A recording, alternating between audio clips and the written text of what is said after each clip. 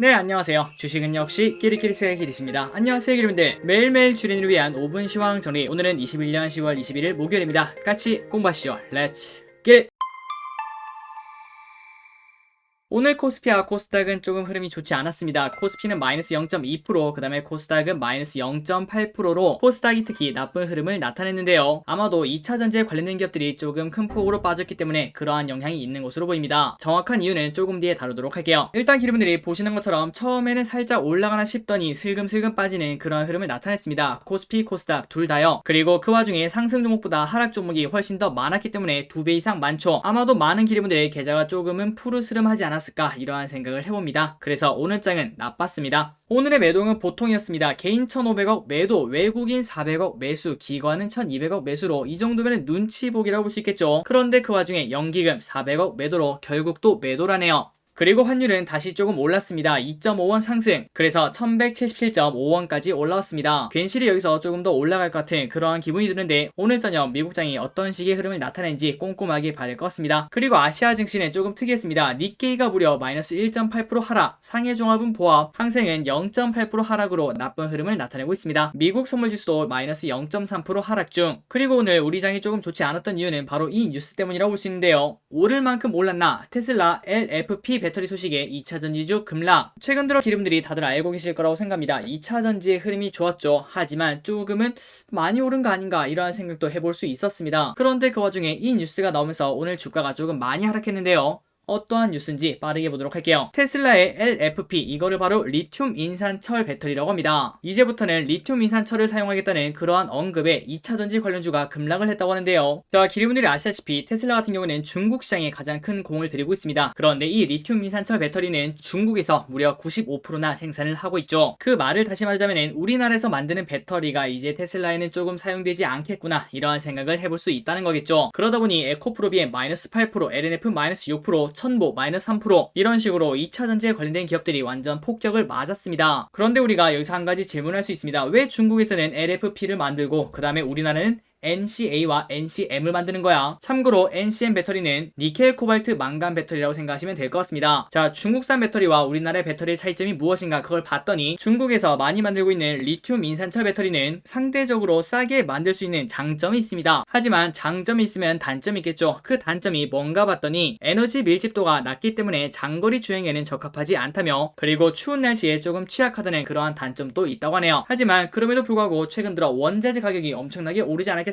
그러니 테슬라는 이렇게 원가 절감 그리고 플러스 중국 시장 공략을 위해서 앞으로는 리튬 인산철 배터리를 만든다 이러한 생각을 해볼 수 있을 것 같습니다. 그래서 이러한 이유 때문에 오늘 2차전지에 관련된 기업들이 폭격을 맞았는데 여기에 관련된 정보는 오늘 그리고 내일 엄청나게 쏟아질 거 생각을 해볼 수 있습니다. 한번 깔끔하게 정리를 해서 기대분들이랑 같이 공부를 해보도록 하겠습니다. 다음입니다. 오늘 개인 외국인 기관의 쇼핑 목록을 확인해 보도록 하겠습니다. 개인 에코프로비엠, LNF, LG화학, 고버스, 지하이텍, SK텔레콤, 에코프로, 코덱스 2차전지 산업, SK, SK하이닉스, SK케미칼을 매수합니다. 딱 보니 특징이 보입니다. 2차전지에 관련된 기업들을 줍줍한 걸 확인할 수 있습니다. 그리고 외국인은 삼성 SDI, SK바이오사이언스, 일진머티리얼즈, HMM, 호성, 휠러홀딩스, 신한지주, 대주전자재료, JYP엔터테인먼트, OCI, KB금융을 매수합니다. 마지막으로 기관은 하이브, SKC, KB금융, 펄어비스, 크래프톤, 카카오, 네이버, 한전기술, 두산중공업, 삼성엔지니어링, KT를 매수하고 있네요. 그리고 외국인과 기관이 매도가 조금 큰 기업이 뭐가 있는가 그걸 봤더니 외국인은 에코프로비엠, LG화학, LNF를 많이 매도했습니다. 그리고 기관은 LNF, 삼성 SDI, 에코프로비엠을 매도를 했습니다.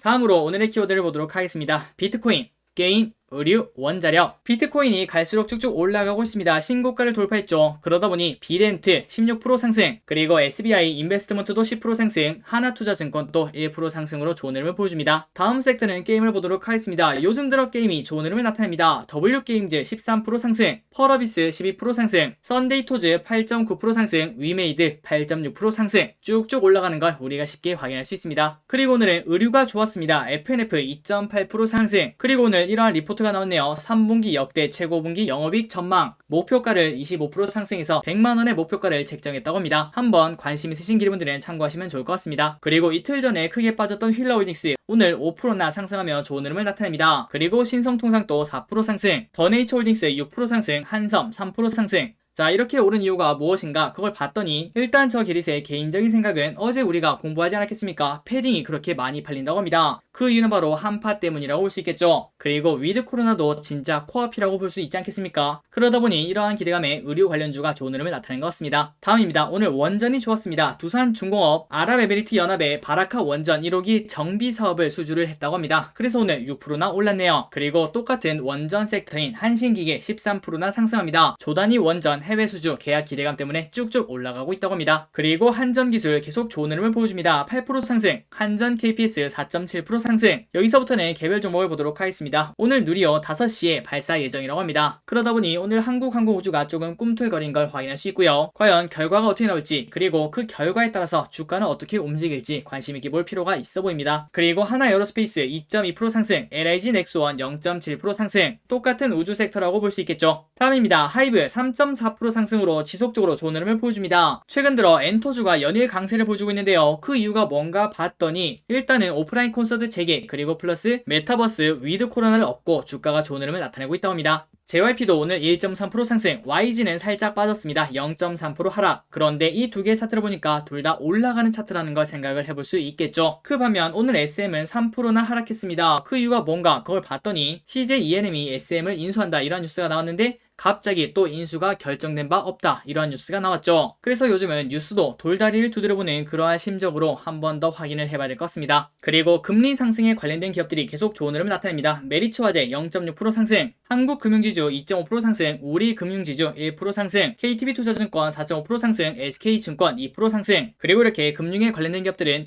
앞으로도 조금 더 좋은 흐름을 나타내지 않을까 이런 생각을 해볼 수 있을 것 같습니다. 다음입니다. 조일알미늄 8%나 하락합니다. 그 이유가 뭔가 봤더니 437억 원 규모 유상증자를 결정했다고 하네요. 그래서 오늘 이렇게 주가 하락을 피하지 못했다고 합니다. 다음입니다. 최근 들어 메타버스 그 다음에 엔터가 유행하니까 웹툰 관련주인 미스터블루도 좋은 흐름을 나타냅니다. 오늘 4.5%나 상승하네요. 윗꼬리를 달긴 했지만 그래도 유의미한 상승이라고 볼 수 있습니다. 다음입니다. 최근 들어 조금 많이 올랐던 LG화 결국은 악재가 터지면서 121선을 지키지 못했습니다. 마이너스 4%, 에코프로비엠도 마이너스 8.8%, LNF도 마이너스 6%. 자, 이 기업들의 특징은 최근 들어 조금 많이 오르긴 했죠. 그런데 그 와중에 이러한 악재가 나왔으니까 조금 주가가 크게 하락을 한 것 같습니다. 그래서 이렇게 주사위는 던져졌는데 과연 시장에서는 어떤 식의 판단을 내릴지 일단 내일 그리고 다음 주까지는 지켜봐야 될 것 같습니다. 마지막입니다. 지아이텍 따상에 송구합니다. 이게 얼마 만에 보는 따상일까요? 자, 여러분들 오늘 저녁 치킨 축하드립니다. 저 길이 또 오늘 저녁 치킨을 먹도록 할게요. 오늘의 시황 정리는 여기까지 끝났습니다. 오늘 또 이렇게 같이 공부해주셔서 진심으로 감사드리고 내일 장도 양봉했으면 좋겠습니다. 지금까지 길이셨습니다.